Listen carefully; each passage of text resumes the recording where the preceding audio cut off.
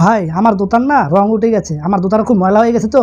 ভাই মুচি তুমি একটু আমার এই দোতারা একটু পালিশ করে দাও তো। হ্যাঁ স্যার আপনাকে দিচ্ছি, হ্যাঁ সুন্দর করে। হ্যাঁ বেড়া তুই কী পালিশ করছিস? হ্যাঁ বেড়া তোর কেমন টাকা কম দিছি, সুন্দর করে পালিশ কর। বেড়া বাংলা পালিশ মেরে আবার কথা কর না স্যার আমি তো পালিশ। হ্যাঁ বেড়া কত কম করে ভালো করে মালিশ কর, নাহলে কিন্তু খবর আছে।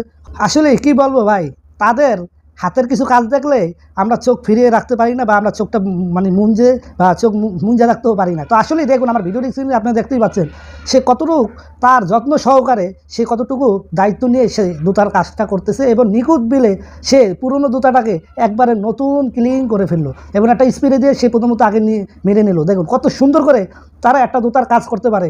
আর এই জুতাটা ফার্স্টেই ছিল পুরনো, এবং বার হচ্ছে কোনো চেনার উপায়ই নাই যে এই জুতাটা পুরানো না নতুন।